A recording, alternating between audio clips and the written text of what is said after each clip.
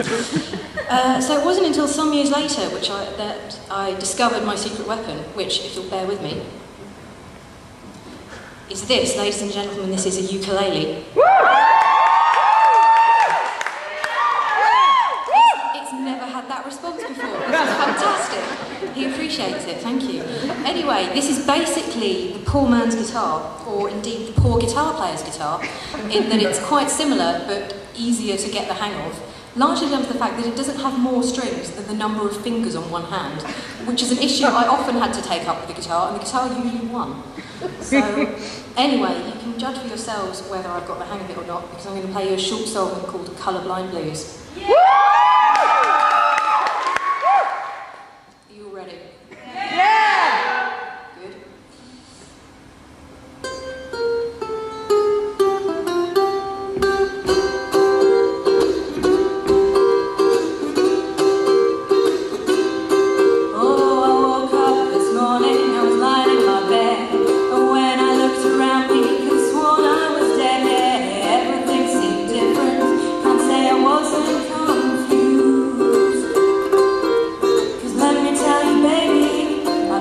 Colourblind Blues.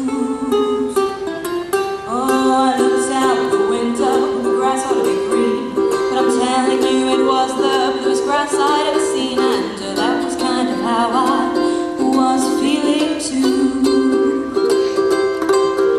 'Cause listen up, darling, I've got the colourblind blues.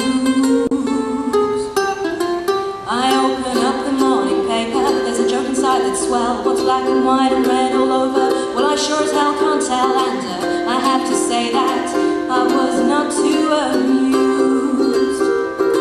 You find you lose your sense of humour with these colourblind blues.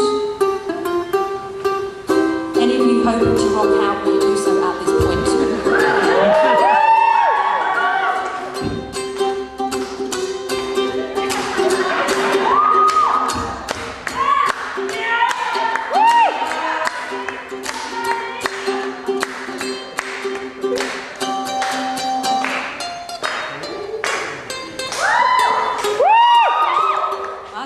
Baby, I had a problem that was giving me a fright. He said, I bet it's simple, just a case of black or white. I said, oh, if only that was what I was going through. 'Cause listen up, darling, I've got the colourblind blues.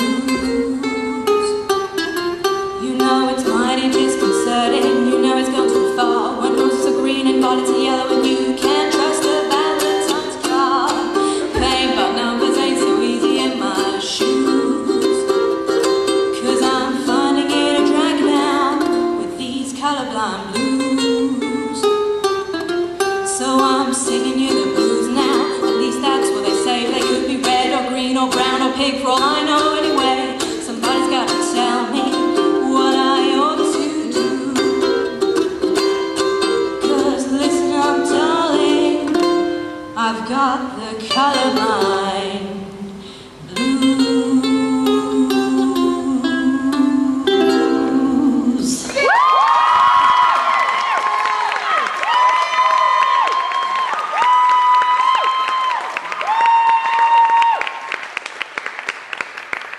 You're terribly kind.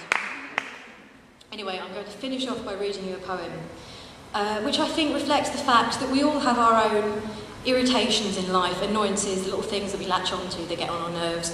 Some of them less rational than others, some of them less relevant to our lives than others. But without them, we wouldn't be able to appreciate the things that we do enjoy. So here we go.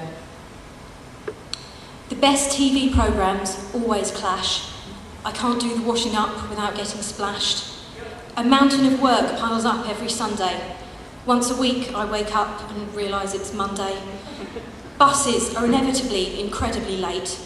People in marketing can't punctuate. I can't find matching socks when I'm getting dressed, and Oliver Cromwell gets an unfairly bad press. When I go out, it rains. When I stay in, there's a drought. The wireless internet keeps cutting out. People care about grades and not about learning. The age of rock and roll isn't returning. I used to speak German and now I'm forgetting it. I skipped breakfast this morning and now I'm regretting it. My bedroom's a hopeless and helpless mess. And Oliver Cromwell gets a terrible press. The state of my eyesight is slowly declining. I'm not very good at doing the ironing. My nicest shoes are cruel to my feet. Delia Smith has started teaching us how to cheat. London's run by a man with a bizarre haircut. The kitchen cupboard door won't stay shut. And it's hard to get people to show an interest in Oliver Cromwell's unfairly bad press. Because Oliver Cromwell wasn't that bad. He might have been slightly religiously mad, and the parts in Ireland might be seen as a crime, but history should be put in the context of time. Because meanwhile, he was keeping afloat things like promotion by merit and the right to the vote, and the importance of Parliament having a say, rather than an unchecked monarch having their way. As you can see, I've become inexplicably invested in early modern history. Those who have power are often unwise. The more time I have, the less I revise. There's not much to be said for my dancing technique. Eurovision means no Doctor Who for a week. Yeah. I never get round to writing songs.